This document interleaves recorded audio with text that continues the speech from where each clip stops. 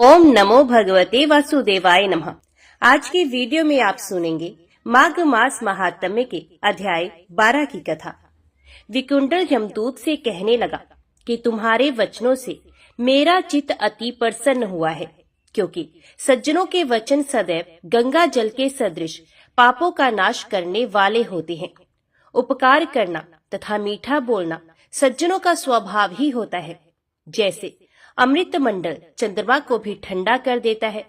अब कृपा करके ये भी बतलाइए कि किस प्रकार मेरे भाई का नरक से उद्धार हो सकता है।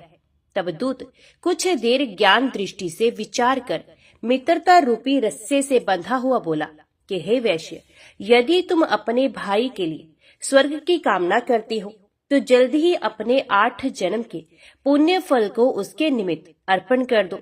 तब विकुंडल ने कहा कि हे यमदूत, वे पुण्य क्या है और मैंने कौन से जन्म में और कैसे किया है, सो सब बतलाओ, फिर मैं अपना पुण्य अपने भाई को दे सकता हूँ।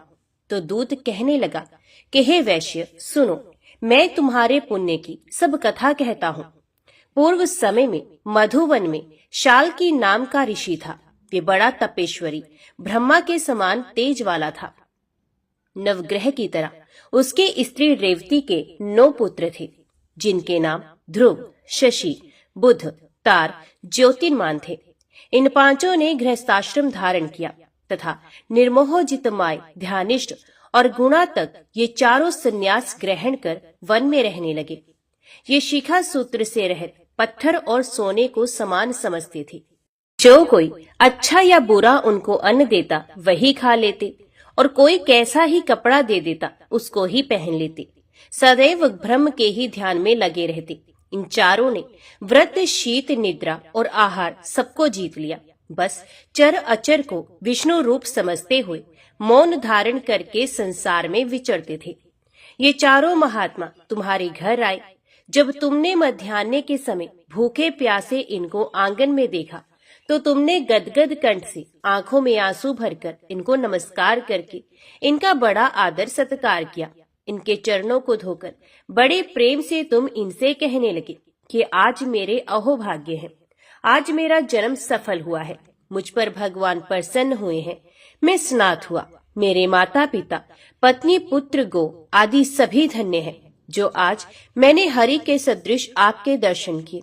सो हे वैश्य, इस प्रकार तुमने श्रद्धा से उनका पूजन किया और चरण धोकर जल को मस्तक से लगाया। फिर विधि पूर्वक इनका पूजन करके तुमने इन सन्यासियों को भोजन कराया। इन सन्यासियों ने भोजन करके रात को तुम्हारे घर में विश्राम किया और ब्रह्मा के ध्यान में लीन हो गए। इन सन्यासियों के सत्कार से जो पुण्य तुमको मिला सो मैं भी कहने में असमर्थ हूँ, क्योंकि सब भूतों में प्राणी श्रेष्ठ है।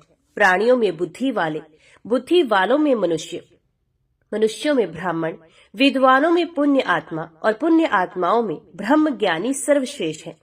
ऐसी ही संगति से बड़े बड़े पाप नष्ट हो जाते हैं। यह पुण्य तुमने अपने पहले 8वें जन्म में किया था। सो यदि तुम अपने भाई को नरक से मुक्त कराना चाहते हो तो अपना वह पुण्य अपने भाई कुंडल को दे दो। सो दूत के ऐसे वाक्य सुनकर उसने प्रसन्न चित्त से अपना पुण्य अपने भाई कुंडल को दे दिया और वे नरक से मुक्त हो गया और दोनों भाई देवताओं से पूजित किए गए। तब दूत अपने स्थान को चला गया। इस प्रकार वैश्य के पुत्र विकुंडल ने अपना पुण्य देकर अपने भाई को नरक की यातना से छुड़वाया। सो हे राजन, जो कोई इस इतिहास को पढ़ता या सुनता है वे 1000 गोदान का फल प्राप्त करता है। ओम नमो भगवते वासुदेवाय नमः। श्री भीष्म जी ने पूछा, ब्रह्म ऋषि श्री रामचंद्र जी ने कान्यकुब्ज देश में भगवान श्री वामन की प्रतिष्ठा किस प्रकार की? उन्हें श्री वामन जी का विग्रह कहाँ प्राप्त हुआ? इन सब बातों का विस्तार के साथ वर्णन कीजिए। भगवान श्री रामचंद्र जी के कीर्तन से संबंध रखने वाली कथा बड़ी ही मधुर, पावन तथा मनोरम होती है। आपने जो ये कथा सुनाई है उससे मेरे हृदय और कानों को बड़ा सुख मिला है। सारा संसार भगवान श्री राम को प्रेम और अनुराग से देखता है। ये बड़े ही धर्मज्ञ थे। वे जब पृथ्वी का राज्य करते थे उस समय सभी वृक्ष, फल और रस से भरे रहते थे। पृथ्वी बिना जोते ही अन्न देती थी। उन महात्मा का इस भूमंडल पर कोई शत्रु नहीं था। अतः मुनिवर, मैं उन भगवान श्री रामचंद्र जी का सारा चरित्र सुनना चाहता हूँ।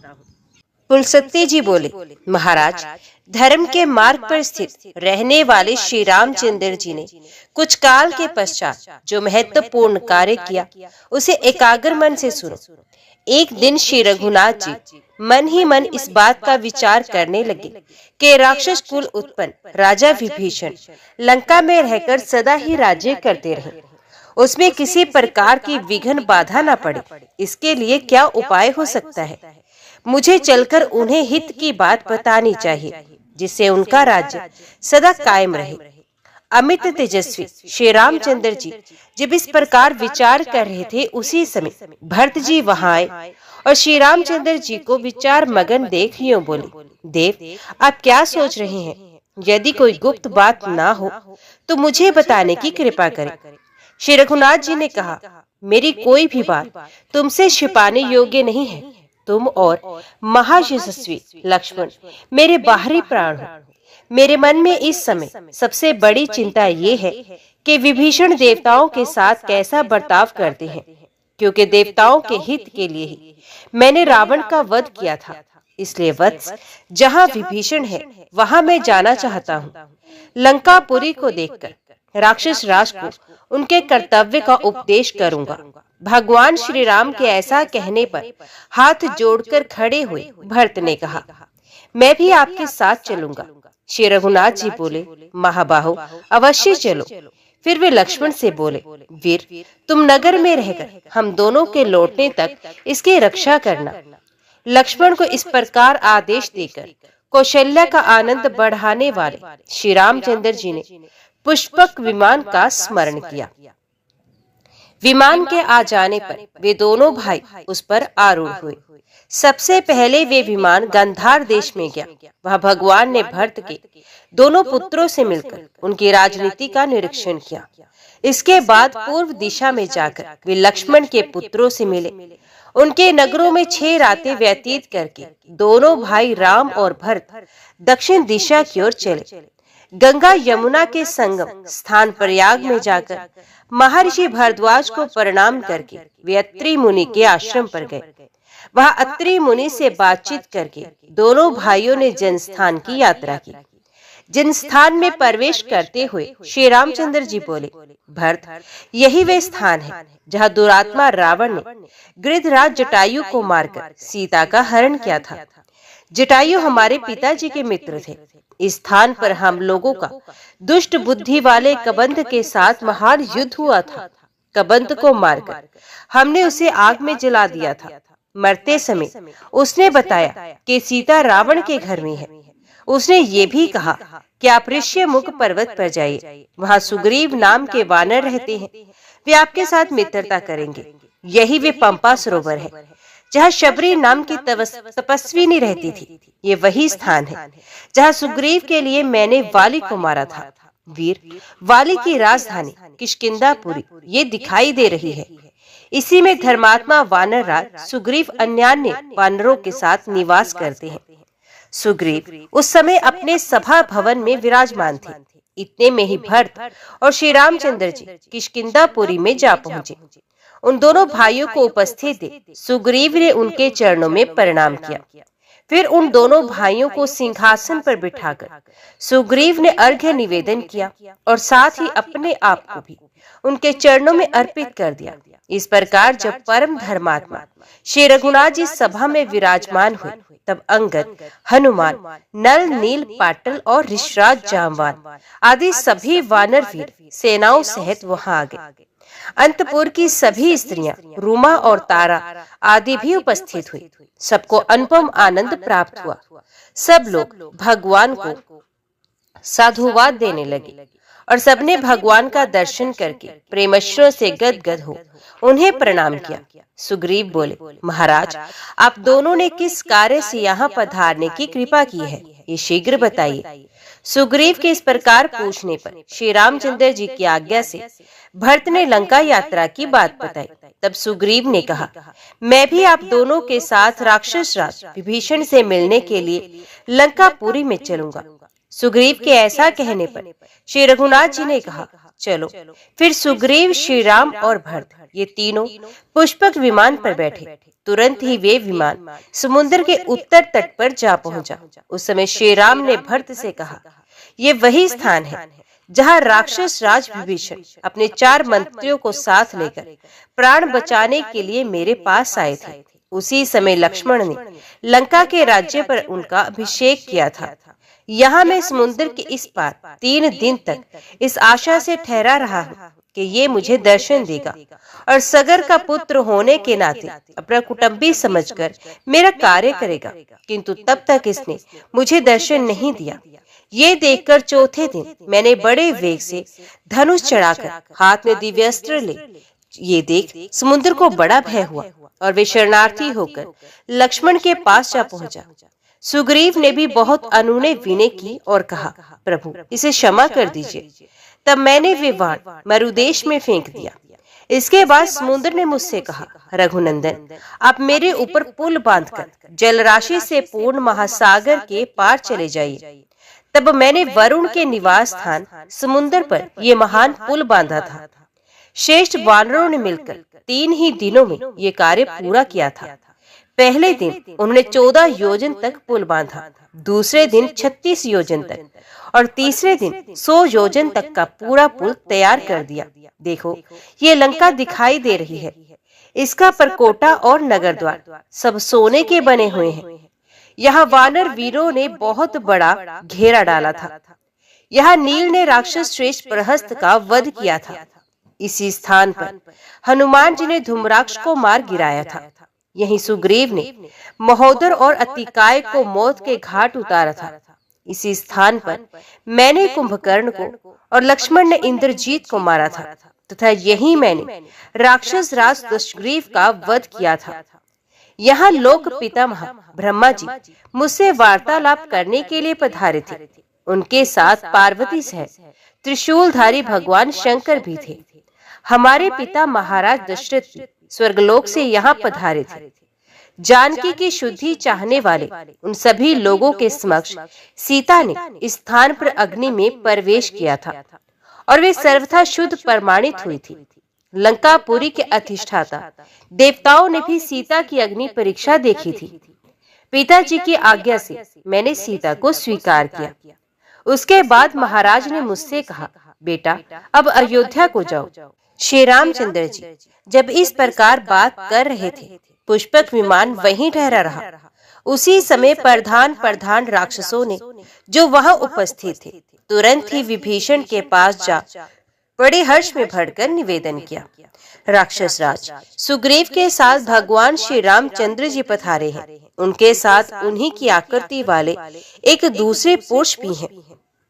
श्री रामचंद्र जी नगर के समीप आ गए हैं। यह समाचार सुनकर विभीषण ने प्रिय संवाद सुनाने वाले उन दूतों का विशेष सत्कार किया तथा उन्हें धन देकर उनके सभी मनोरथ पूर्ण किए। फिर लंकापुरी को सजाने की आज्ञा देकर वे मंत्रियों के साथ बाहर निकले। मेरू पर्वत पर उदित हुए सूर्य की भांति भगवान श्री राम को विमान पर बैठे देख विभीषण ने उन्हें साष्टांग प्रणाम किया और कहा, भगवान आज मेरा जन्म सफल हुआ। मेरे सभी मनोरथ पूर्ण हो गए क्योंकि आज मुझे आपके विश्व वंदे चरणों का दर्शन हुआ। इस प्रकार श्री रघुनाथ जी का अभिवादन करके वे भरत और सुग्रीव से भी गले लगकर मिले। तदंतर उन्होंने स्वर्ग से भी बढ़कर सुशोभित लंकापुरी में सबको प्रवेश कराया और सब प्रकार के रत्नों से सुशोभित रावण के जगमगाते हुए भवन में उन्हें ठहराया। जब श्री रामचंद्र जी आसन पर विराजमान हो गए तब विभीषण ने अर्घ्य निवेदन करके हाथ जोड़कर सुग्रीव और भरत से कहा, यहाँ पधारे हुए भगवान श्री राम को भेंट करने योग्य कोई वस्तु मेरे पास नहीं है। ये लंकापुरी तो स्वयं भगवान ने ही त्रिलोकी के लिए कंटक रूप पापी शत्रु को मारकर मुझे प्रदान की है। ये पूरी ही नहीं, ये स्त्रियां, वे पुत्र तथा स्वयं मैं, ये सब कुछ भगवान की सेवा में अर्पित है। भगवान आपको नमस्कार है, आप इसे स्वीकार करें। तदंतर राजा विभीषण का मंत्रिमंडल और लंका के निवासी श्री रामचंद्र जी के दर्शन के लिए उत्सुक हो वहां आए और विभीषण से बोले, प्रभु हमें श्री राम जी का दर्शन करा दीजिए। विभीषण ने महाराज श्री रामचंद्र जी से उनका परिचय कराया और श्री राम की आज्ञा से भरत ने उन राक्षस पतियों के द्वारा भेंट में दिए हुए धन और रत्न राशि को ग्रहण किया। इस प्रकार राक्षस राज के भवन में श्री रघुनाथ जी ने 3 दिन तक निवास किया। चौथे दिन जब श्री रामचंद्र जी राजसभा में विराजमान थे, राजमाता कैकसी ने विभीषण से कहा, बेटा, मैं भी अपनी बहुओं के साथ चलकर श्री रामचंद्र जी का दर्शन करूंगी, तुम उन्हें सूचना दे दो। ये महाभाग श्री रघुनाथ जी 4 मूर्तियों में प्रकट हुए सनातन भगवान श्री विष्णु है तथा परम सौभाग्यवती सीता साक्षात लक्ष्मी है। तुम्हारा बड़ा भाई उनके स्वरूप को नहीं पहचान पाया था।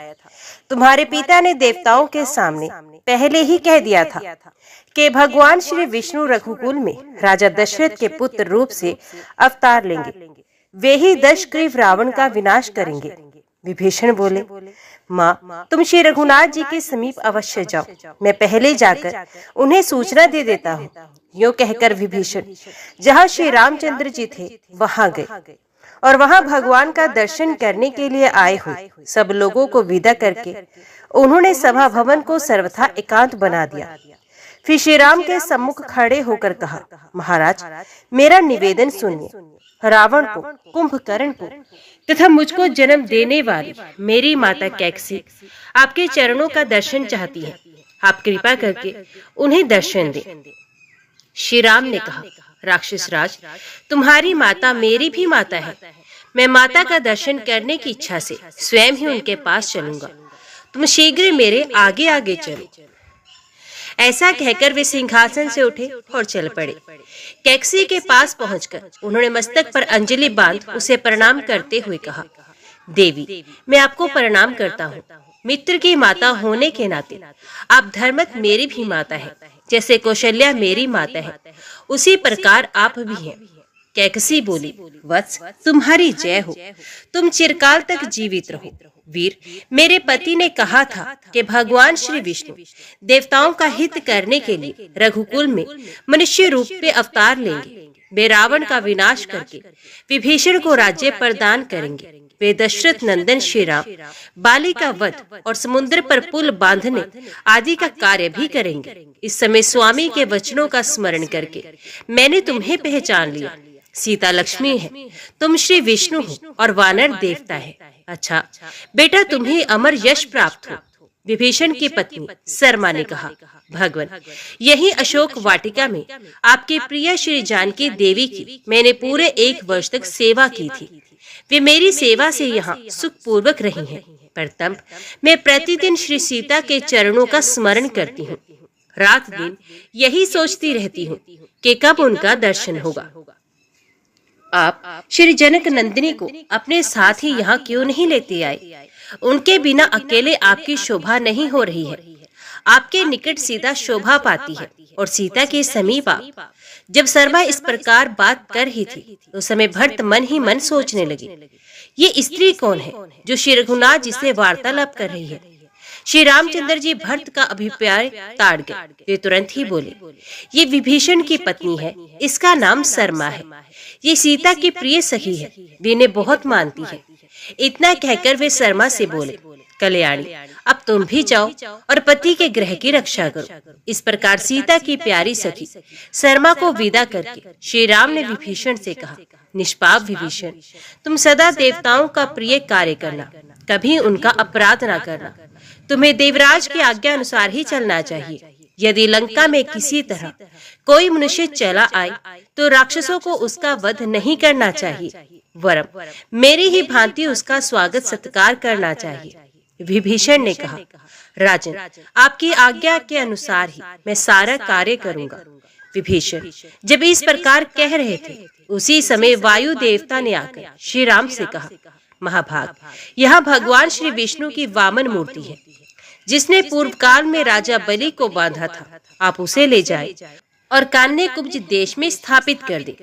वायु देवता के प्रस्ताव में श्री रामचंद्र जी की सम्मति जान विभीषण ने श्री वामन भगवान के विग्रह को सब प्रकार के रत्नों से विभूषित किया और लाकर भगवान श्री राम को समर्पित कर दिया। फिर उन्होंने इस प्रकार कहा, रघुनंदन, जिस समय मेघनाथ ने इंद्र को परास्त किया था, उस समय विजय चिन्ह के रूप में विष वामन मूर्ति को इंद्रलोक से उठा लाया था।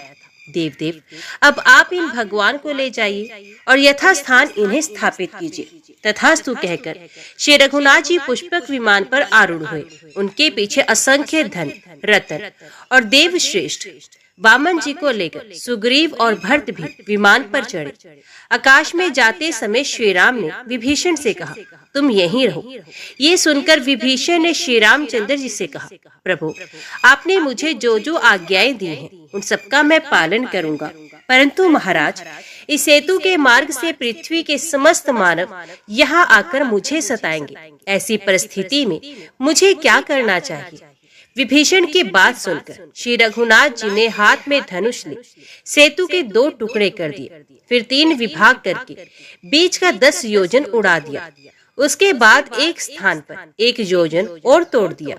तदंतर वेलावन वर्तमान रामेश्वर क्षेत्र में पहुंचकर श्री रामचंद्र जी ने रामेश्वर के नाम से देवादिदेव महादेव जी की स्थापना की तथा उनका विधिवत पूजन किया। भगवान रुद्र बोले, रघुनंदन, मैं इस समय यहाँ साक्षात रूप से विराजमान हूँ। जब तक ये संसार, ये पृथ्वी और ये आपका सेतु कायम रहेगा, तब तक मैं भी यहाँ स्थिरता पूर्वक निवास करूंगा। श्री राम ने कहा, भक्तों को अभय करने वाले देवेश्वर, आपको नमस्कार है। दक्ष यज्ञ का विध्वंस करने वाले गौरीपति, आपको नमस्कार है। आप ही शर्व, रुद्र, भव और वरद आदि नामों से प्रसिद्ध हैं, आपको नमस्कार है। आप पशुओं के स्वामी, नित्य उग्र स्वरूप तथा जटाजूट धारण करने वाले हैं, आपको नमस्कार है। आप ही महादेव, भीम और त्र्यंबकम त्रिनेत्रधारी कहलाते हैं, आपको नमस्कार है। प्रजापालक, सबके ईश्वर, भगदेवता के नेत्र फोड़ने वाले तथा अंधकासुर का वध करने वाले भी आप ही हैं, आपको नमस्कार है। आप नीलकंठ, भीम, विधाता, ब्रह्मा जी के द्वारा स्तुत कुमार कार्तिकेय के शत्रु का विनाश करने वाले, कुमार को जन्म देने वाले, विलोहित, धूम्र, शिव, क्रथन, नीलशिखंड, शूली, दिव्य शाप, उग्र और त्रिनेत्र आदि नामों से प्रसिद्ध हैं। सोना और धन आपका वीर है। आपका स्वरूप किसी के चिंतन में नहीं आ सकता। आप देवी पार्वती के स्वामी हैं। संपूर्ण देवता आपकी स्तुति करते हैं। आप शरण लेने योग्य, कामना करने योग्य और सद्योजात नाम से प्रसिद्ध हैं, आपको नमस्कार है। आपकी ध्वजा में वृषभ का चिन्ह है। आप मुंडित भी हैं और जटाधारी भी। आप ब्रह्मचर्य व्रत का पालन करने वाले, तपस्वी, शांत, ब्राह्मण भक्त, जय स्वरूप, विश्व की आत्मा, संसार की सृष्टि करने वाले तथा संपूर्ण विश्व को व्याप्त करके स्थित है, आपको नमस्कार है। आप दिव्य स्वरूप, शरणागत का कष्ट दूर करने वाले, भक्तों पर सदा ही दया रखने वाले तथा विश्व के तेज और मन में व्याप्त रहने वाले हैं, आपको बारंबार नमस्कार है।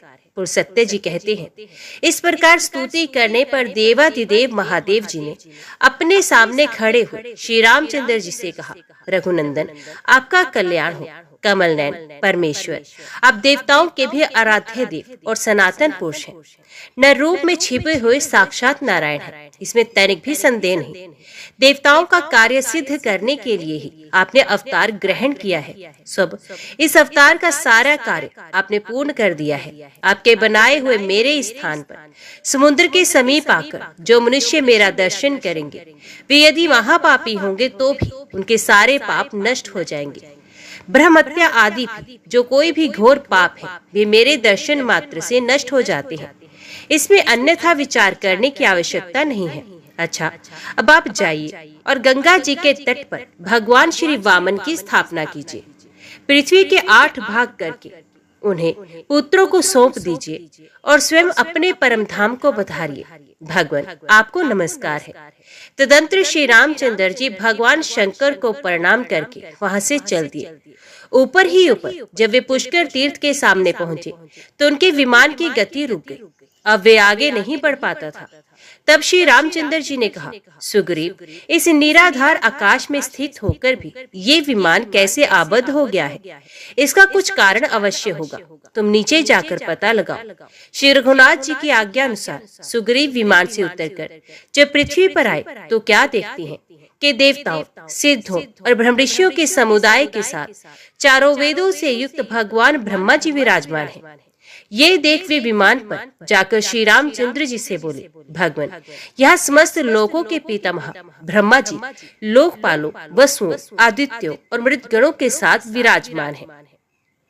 इसलिए पुष्पक विमान उन्हें लांघकर नहीं जा रहा है। तब श्री रामचंद्र जी स्वर्ण भूषित पुष्पक विमान से उतरे और देवी गायत्री के साथ बैठे हुए भगवान ब्रह्मा को साष्टांग प्रणाम किया। इसके बाद वे प्रणत भाव से उनकी स्तुति करने लगे। उन्होंने कहा, मैं प्रजापति और देवताओं से पूजित लोककर्ता ब्रह्मा जी को नमस्कार करता हूँ। समस्त देवताओं, लोकों एवं प्रजाओं के स्वामी जगदीश्वर को प्रणाम करता हूँ। देव देवेश्वर, आपको नमस्कार है। देवता और असुर दोनों ही आपकी वंदना करते हैं। आप भूत, भविष्य और वर्तमान तीनों कालों के स्वामी हैं। आप ही संहारकारी रुद्र हैं। आपके नेत्र भूरे रंग के हैं। आप ही बालक और आप ही वृद्ध हैं। गले में नीला चिन्ह धारण करने वाले महादेव जी तथा लंबे उदर वाले गणेश जी भी आपके ही स्वरूप हैं। आप वेदों के कर्ता, नित्य, पशुपति, अविनाशी, हाथों में कुश धारण करने वाले, हंस से चिन्हित ध्वजा वाले, भोक्ता, रक्षक, शंकर, विष्णु, जटाधारी, मुंडित, शिखाधारी एवं दंड धारण करने वाले, महान यशस्वी, भूतों के ईश्वर, देवताओं के अधिपति, सबकी आत्मा, सबको उत्पन्न करने वाले, सर्वव्यापक, सबका संहार करने वाले, सृष्टिकर्ता, जगत गुरु, अविकारी, कमंडलू धारण करने वाले देवता, श्रुवा आदि धारण करने वाले, मृत्यु एवं अमृत स्वरूप, पारियात्र पर्वत रूप, उत्तम व्रत का पालन करने वाले, ब्रह्मचारी व्रतधारी, हृदय गुहा में निवास करने वाले, उत्तम कमल धारण करने वाले, अमर, दर्शनीय, बालसूर्य के समान अरुण कांति वाले, कमल पर वास करने वाले, षड्विध ऐश्वर्य से परिपूर्ण, सावित्री के पति, अच्युत, दानवों को वर देने वाले, विष्णु से वरदान प्राप्त करने वाले, कर्मकर्ता, पापहारी, हाथ में अभय मुद्रा धारण करने वाले, अग्नि रूप मुख वाले, अग्नि में ध्वजा धारण करने वाले, मुनि स्वरूप, दिशाओं के अधिपति, आनंद रूप, वेदों की सृष्टि करने वाले, धर्मादि चारों पुरुषार्थों के स्वामी, वानप्रस्थ, वनवासी, आश्रमों द्वारा पूजित, जगत को धारण करने वाले, कर्ता, पुरुष, शाश्वत ध्रुव, धर्माध्यक्ष, वीरूपाक्ष, मनुष्यों के गंतव्य, मार्ग, भूत भावन, ऋक, साम और यजु, इन तीनों वेदों को धारण करने वाले, अनेक रूपों वाले, हजारों सूर्य के समान तेजस्वी, अज्ञानियों को विशेषित, दानवों को मोह और बंधन में डालने वाले, देवताओं के भी आराध्य देव, देवताओं से बड़े चढ़े, कमल से चिन्हित जटा धारण करने वाले, धनुर्धर भीम रूप और धर्म के लिए पराक्रम करने वाले, ब्रह्मवेताओं में श्रेष्ठ ब्रह्मा जी की जब इस प्रकार स्तुति की गई, तब वे विनीत भाव से खड़े हुए श्री रामचंद्र जी का हाथ पकड़कर बोले, रघुनंदन, आप साक्षात श्री विष्णु हैं। देवताओं का कार्य करने के लिए इस पृथ्वी पर मनुष्य रूप में अवतीर्ण हुए हैं। प्रभु, आप देवताओं का संपूर्ण कार्य कर चुके हैं। अब गंगा जी के दक्षिण किनारे श्री वामन भगवान की प्रतिमा को स्थापित करके आप अयोध्यापुरी को लौट जाइए और वहां से परम धाम को सिधारिए। ब्रह्मा जी से आज्ञा पाकर श्री रामचंद्र जी ने उन्हें प्रणाम किया और पुष्पक विमान पर चढ़कर वहां से मथुरापुरी की यात्रा की। वहां पुत्र और स्त्री सहित शत्रुघ्न जी से मिलकर श्री रामचंद्र जी भरत और सुग्रीव के साथ बहुत संतुष्ट हुए। शत्रुघ्न ने भी अपने भाइयों को उपस्थित देख उनके चरणों में मस्तक नवाकर प्रणाम किया। उनके पांचों अंग धरती का स्पर्श करने लगे। श्री रामचंद्र जी ने भाई को उठाकर छाती से लगा लिया। तदंतर भरत और सुग्रीव से भी शत्रुघ्न मिले। जब श्री रामचंद्र जी आसन पर विराजमान हुए, तब शत्रुघ्न ने फुर्ती से अर्घ्य निवेदन करके सेना मंत्री आदि 8 अंगों से अपने राज्य को उनके चरणों में अर्पित कर दिया। श्री रामचंद्र जी के आगमन का समाचार सुनकर समस्त मथुरावासी, जिनमें ब्राह्मणों की संख्या अधिक थी, उनके दर्शन के लिए आए। भगवान ने समस्त सचिवों, वेदों के विद्वानों और ब्राह्मणों से बातचीत करके 5 दिन मथुरा में रहकर वहां से जाने का विचार किया। उस समय श्री राम ने अत्यंत प्रसन्न होकर होकर शत्रुघ्न से कहा, तुमने जो कुछ मुझे अर्पण किया है वे सब मैंने तुम्हें वापस दिया। अब मथुरा के राज्य पर अपने दोनों पुत्रों का अभिषेक करो। ऐसा कहकर भगवान श्री राम वहां से चल दिए और दोपहर होते होते गंगा तट पर महोदय तीर्थ पर जा पहुंचे। वहां भगवान वामन जी को स्थापित करके वे ब्राह्मणों एवं भावी राजाओं से बोले, ये मैंने धर्म का सेतु बनाया है जो ऐश्वर्य एवं कल्याण की वृद्धि करने वाला है। समय अनुसार इसका पालन करते रहना चाहिए, किसी प्रकार इसका उल्लंघन करना उचित नहीं। इसके बाद भगवान श्री राम वानर राज सुग्रीव को किष्किंधा भेजकर अयोध्या लौट आए और पुष्पक विमान से बोले, अब तुम्हें यहाँ आने की आवश्यकता नहीं होगी, जहाँ धन के स्वामी कुबेर है वही रहना। तदंतर श्री रामचंद्र जी संपूर्ण कार्यों से निवृत्त हो गए। अब उन्होंने अपने लिए कोई कर्तव्य शेष नहीं समझा। भीष्म, इस प्रकार मैंने श्री राम की कथा के प्रसंग से भगवान श्री वामन के प्राकट्य की वार्ता भी तुम्हें कह दी। भीष्म जी बोले, ब्राह्मण, आपने भगवान श्री रामचंद्र जी की महिमा का वर्णन किया, अब उन्हें श्री विष्णु भगवान के महात्म्य का प्रतिपादन कीजिए। उनकी नाभि से वे स्वर्ण में कमल कैसे उत्पन्न हुआ? प्राचीन काल में वैष्णवी सृष्टि कमल के भीतर कैसे हुई? धर्मात्मा, मैंने श्रद्धा पूर्वक सुनने के लिए बैठा हूँ, अतः आप मुझे भगवान नारायण का यश अवश्य सुनाइए। पुलस्त्य जी ने कहा, कुरुश्रेष्ठ, तुम उत्तम कुल में उत्पन्न हुए हो, अतः तुम्हारे हृदय में जो भगवान श्री नारायण के सुयश को सुनने की उत्कंठा हुई है, ये उचित ही है। पुराणों में जैसा वर्णन किया गया, देवताओं के मुख से जैसा सुना है, तथा द्वैपायन व्यास जी ने अपनी तपस्या से देखकर जैसा बताया है, वे अपनी बुद्धि के अनुसार मैं तुमसे कहूँगा। ये विश्व परम पुरुष श्री नारायण का स्वरूप है। इसे मेरे पिता ब्रह्मा जी भी ठीक ठीक नहीं जानते, फिर दूसरा कौन जान सकता है?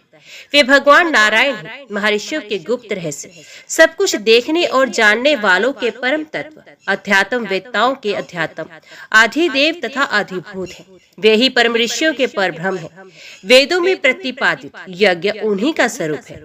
विद्वान पुरुष उन्हीं को तप मानते हैं, जो कर्ता, कारक, मन, बुद्धि, क्षेत्रज्ञ, प्रणव, पुरुष, शासन करने वाले और अद्वितीय समझे जाते हैं, जो 5 प्रकार के प्राण, ध्रुव एवं अक्षर तत्व हैं। वे ही परमात्मा नाना प्रकार के भावों द्वारा प्रतिपादित होते हैं। वे ही परब्रह्म हैं तथा वे ही भगवान सबकी सृष्टि और संहार करते हैं। उन्हीं आदि पुरुष का हम लोग यजन करते हैं। जितनी कथाएं हैं, जो श्रुतियां हैं, जिसे धर्म कहते हैं, जो धर्म परायण पुरुष हैं और जो विश्व तथा विश्व के स्वामी हैं, वे सब भगवान नारायण के ही स्वरूप माने गए हैं। जो सत्य है, जो मिथ्या है, जो आदि है, मध्य है और अंत में है, जो सीमा रहित भविष्य है, जो कोई चर अचर प्राणी है तथा इनके अतिरिक्त भी जो है, वे सब पुरुषोत्तम नारायण ही है। कुरुनंदन, 4000 दिव्य वर्षों का सतयुग कहा गया। उसकी संध्या और संध्यांश 800 वर्षों के माने गए। उस युग में धर्म अपने चारों चरणों से मौजूद है और अधर्म एक ही पैर से स्थित है। उस समय सब मनुष्य स्वधर्म प्राण और शांत होते हैं। सतयुग में सत्य, पवित्रता और धर्म की वृद्धि होती है। श्रेष्ठ पुरुष जिसका आचरण करते हैं, वही कर्म उस समय सबके द्वारा किया और कराया जाता है। राजन, सतयुग में जन्म धार्मिक अथवा नीच कुल में उत्पन्न सभी मनुष्यों का ऐसा है धर्म अनुकूल बर्ताव होता है। त्रेता युग का मान 3000 दिव्य वर्ष बताया जाता है। उसकी दोनों संध्याएं 600 वर्षों की होती है। उस समय धर्म 3 चरणों से और अधर्म 2 पादों से स्थित है। उस युग में सत्य एवं शौच का पालन तथा यज्ञ यज्ञादि का अनुष्ठान होता है। त्रेता में चारों वर्णों के लोग केवल लोभ के कारण विकार को प्राप्त होते हैं। वर्ण धर्म में विकार आने से आश्रमों में भी दुर्बलता आ जाती है। ये त्रेता युग की देव निर्मित विचित्र गति है। द्वापर 2000 दिव्य वर्षों का होता है। इसके संध्याओं का मान 400 वर्ष का बताया जाता है। उस समय के प्राणी रजोगुण से अभिभूत होने के कारण अधिक अर्थपरायण, शठ, दूसरों की जीविका का नाश करने वाले तथा शूद्र होते हैं। द्वापर में धर्म 2 चरणों से और अधर्म 3 पादों से स्थित रहता है। दोनों संध्याओं से कलयुग का मान 1200 दिव्य वर्ष है। ये क्रूरता का युग है। इसमें अधर्म अपने चारों पादों से और धर्म एक ही चरण से स्थित है। उस समय मनुष्य कामी, तमोगुणी और नीच होते हैं। इस युग में प्राय कोई साधक, साधु और सत्यवादी नहीं होता। लोग नास्तिक होते हैं। ब्राह्मणों के प्रति उनकी भक्ति नहीं होती। सब मनुष्य अहंकार के वशीभूत होते हैं। उनमें परस्पर प्रेम बहुत ही कम होता है। कलयुग में ब्राह्मणों के आचरण प्राय शूद्रों के से हो जाते हैं। आश्रमों का ढंग भी बिगड़ जाता है। जब युग का अंत होने का होता है, उस समय जो वर्णों के पहचानने में संदेह होता है, वे कौन मनुष्य किस वर्ण का है, ये समझना कठिन हो जाता है। ये 12,000 दिव्य वर्षों का समय एक चतुर्युग कहलाता है। इस प्रकार के 1000 चतुर्युग बीतने पर ब्रह्मा का एक दिन होता है। इस प्रकार ब्रह्मा जी की भी आयु जब समाप्त हो जाती है, तब काल संपूर्ण प्राणियों के शरीर की आयु पूरी हुई जाए जगत का संहार करने के लिए महाप्रलय आरंभ करता है। योग शक्ति संपन्न सर्वरूप भगवान नारायण सूर्य रूप होकर अपनी प्रचंड किरणों से समुद्रों को सोख लेते हैं। तदंतर श्री हरि बलवान वायु का रूप धारण कर सारे जगत को कंपाते हुए प्राण, अपान और समान आदि के द्वारा आक्रमण करते हैं। घ्राणेन्द्रिय का विषय घ्राणेन्द्रिय तथा पार्थिव शरीर, ये गुण पृथ्वी में समा जाते हैं। रसनेन्द्रिय उसका विषय रस और स्नेह आदि जल के गुण जल में लीन हो जाते हैं। नेत्रेंद्रिय उसका विषय रूप और मंदता, पटुता आदि नेत्र के गुण ये अग्नि तत्व में प्रवेश कर जाते हैं। वागेंद्र और उसका विषय स्पर्श और चेष्टा आदि वायु के गुण ये वायु में समा जाते हैं। श्रवेंद्रिय और उसका विषय शब्द तथा सुनने की क्रिया आदि गुण आकाश में विलीन हो जाते हैं। इस प्रकार काल रूप भगवान एक ही मुहूर्त में संपूर्ण लोगों की जीवन यात्रा नष्ट कर देते हैं। मन, बुद्धि, चित्त और क्षेत्रज्ञ ये परमेष्ठी ब्रह्मा जी में लीन हो जाते हैं और ब्रह्मा जी भगवान ऋषिकेश में लीन हो जाते हैं।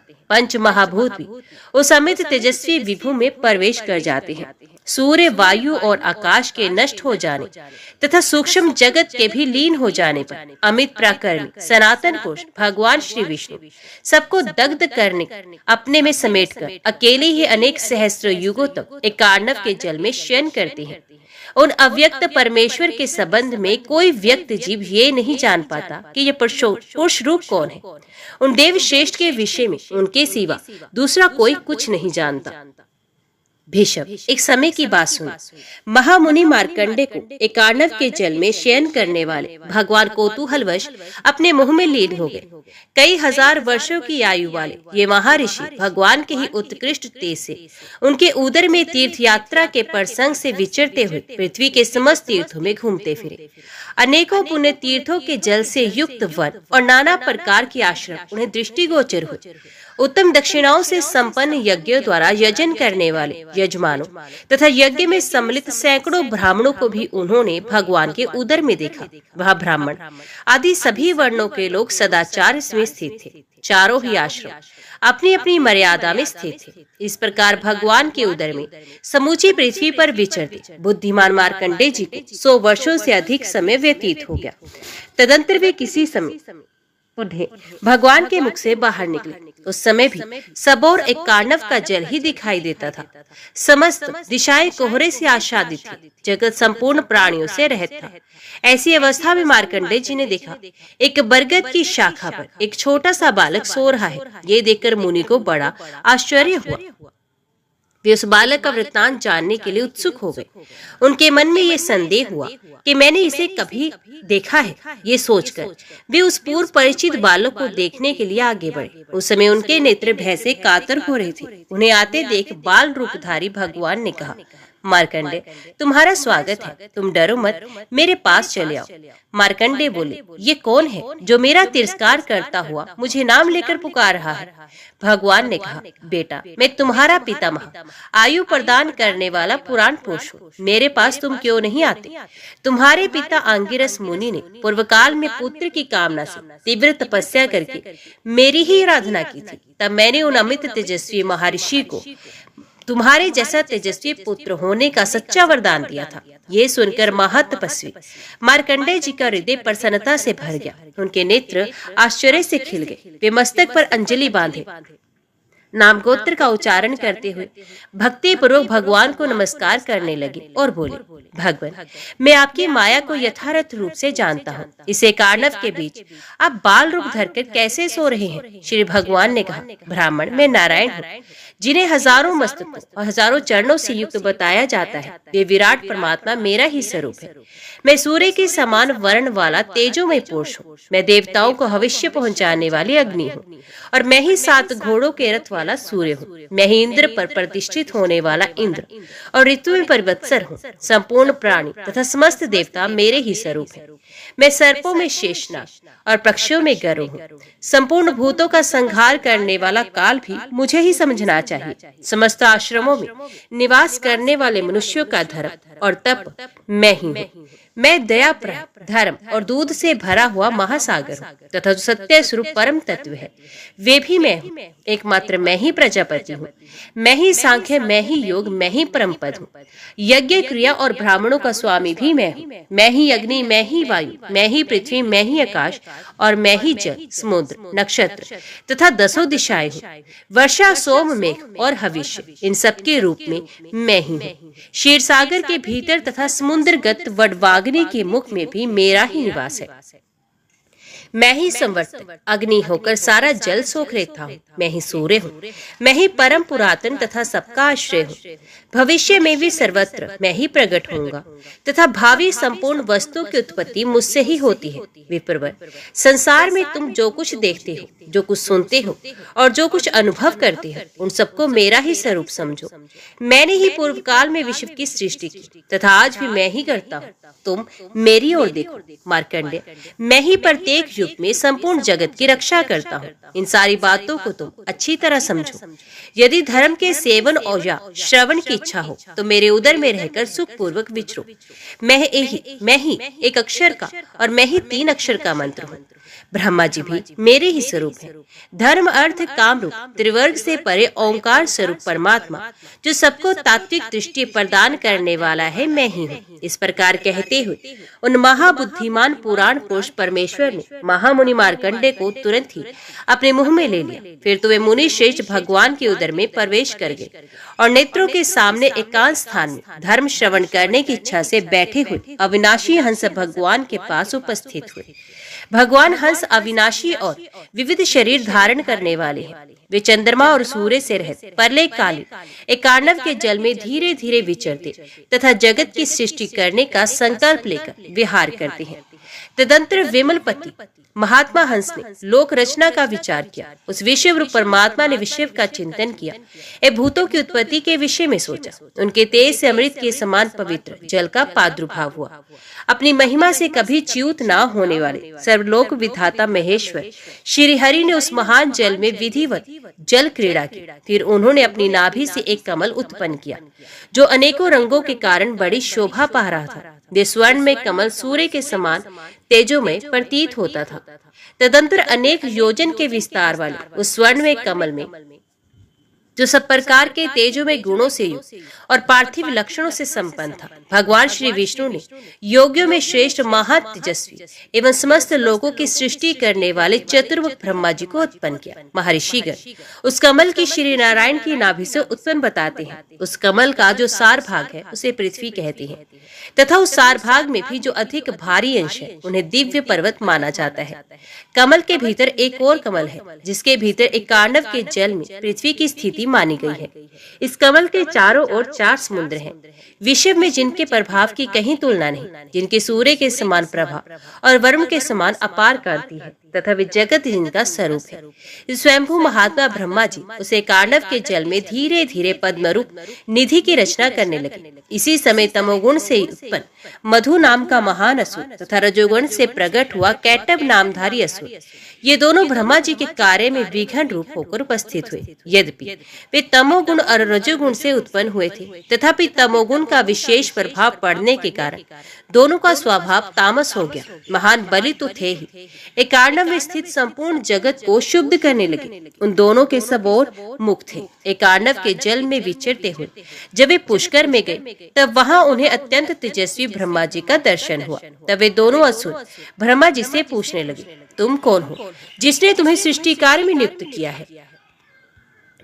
वे तुम्हारा कौन है, कौन तुम्हारा सृष्टा है और कौन रक्षक, तथा वे किस नाम से पुकारा जाता है। ब्रह्मा जी बोले, असुरों, तुम लोग जिनके विषय में पूछते हो वे इस लोक में एक ही कहे जाते हैं।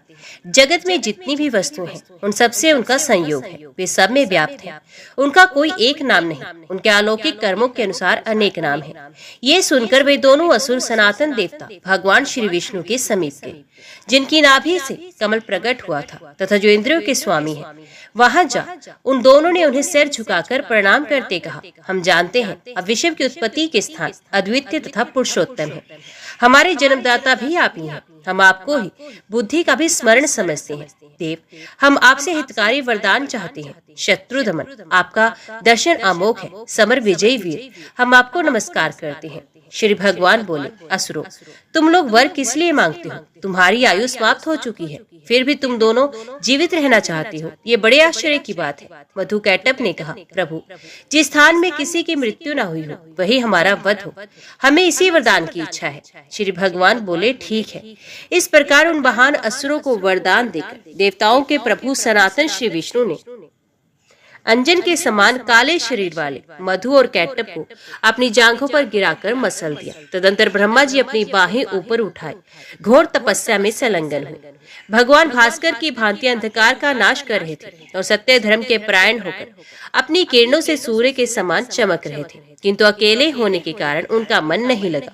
अतः उन्होंने अपने शरीर के आधे भाग से शुभ लक्षणा भार्य को उत्पन्न किया। तत्पश्चात पितामह ने अपने ही समान पुत्रों की सृष्टि की, जो सबके सब प्रजापति और लोक विख्यात योगी हुए। ब्रह्मा जी ने 10 प्रजापतियों के अतिरिक्त लक्ष्मी, साध्या, शुभ लक्षणा, विश्वदेवा, देवी तथा सरस्वती, इन 5 कन्याओं को भी उत्पन्न किया। ये देवताओं से भी श्रेष्ठ और आदरणीय मानी जाती हैं। कर्मों के साक्षी ब्रह्मा जी ने 5 कन्याएं धर्म को अर्पण की। ब्रह्मा जी के आधे शरीर से जो पत्नी प्रकट हुई वे इच्छा अनुसार रूप धारण करती थी। वे सुरभि के रूप में ब्रह्मा जी की सेवा में उपस्थित हुई। लोक पूजित ब्रह्मा जी ने उसके साथ समागम किया, जिससे 11 पुत्र उत्पन्न हुए। पितामह ने जन्म ग्रहण करने वाले वे सभी बालक रोदन करते हुए दौड़े, अतः रोने और दौड़ने के कारण उनका नाम रुद्र हुआ। इसी प्रकार सुरभि के गर्भ से सो, गो, यज्ञ तथा देवताओं की भी उत्पत्ति हुई। बकरा, हंस और श्रेष्ठ औषधियां, अन्न आदि भी सुरभि से उत्पन्न हुए। धर्म से लक्ष्मी ने सोम को और साध्य ने साध्य नामक देवताओं को जन्म दिया। उनके नाम इस प्रकार है, भव, प्रभव, कृशाशव, सुवह, अरुण, वरुण, विश्वामित्र, चल, ध्रुव, हविष्यमान, तनुज, विधान, अभिमत, वत्सर, भूति, सर्वास, मुनिशूदन, सुपर्वा, बृहत्कांत और महालोक नमस्कृत देवी वसु ने वसु संज्ञक देवताओं को उत्पन्न किया, जो इंद्र का अनुसरण करने वाले थे। धर्म की चौथी पत्नी विश्वा के गर्भ से विश्वदेव नामक देवता उत्पन्न हुए। इस प्रकार ये धर्म की संतानों का वर्णन हुआ। विश्वदेवों के नाम इस प्रकार है, महाबाहु, दक्ष, नरेश्वर, पुष्कर, चाक्षुष, मनु, महोरग, विश्वानुक, वसु, बाल, महायशस्वी, निष्कल, अति सत्य प्रकर्मी, रुरुत तथा परम कांतिमान भास्कर। इन विश्वदेव संज्ञक पुत्रों को देव माता विश्वेशा ने जन्म दिया। मरुत्वती ने मरुत्वान नाम के देवताओं को उत्पन्न किया, जिनके नाम है अग्नि, चक्षु, ज्योति, सावित्र, मित्र, अमर, शर्वृष्टि, सुवर्ष, महाभुज, विराज, रज, विश्वायु, सुमति, अश्वगंध, चित्रश्मि, निश्चत, आत्मविधि, चारित्र, पादमत्रक, बृहत, भद्रु तथा विष्णु सनाभि। ये समृद्धवती के पुत्र मृदगण कहलाते हैं। अदिति ने कश्यप के अंश से 12 आदित्यों को जन्म दिया। इस प्रकार महर्षियों द्वारा प्रशंसित सृष्टि परंपरा का वर्णन किया गया। जो मनुष्य श्रेष्ठ पुराण को सदा सुनेगा और पर्वों के अवसर पर इसका पाठ करेगा, इस लोक में वैराग्यवान होकर परलोक में उत्तम लोक का उपभोग करेगा। जो इस पोषकर पर्व का महात्मा ब्रह्मा जी के प्रादुर्भाव की कथा का पाठ करता है, उसका कभी अमंगल नहीं होता। महाराज, श्री व्यास देव से जैसे मैंने सुना, उसी प्रकार तुम्हारे सामने मैंने इस प्रसंग का वर्णन किया। ओम नमो भगवते वासुदेवाय नमः।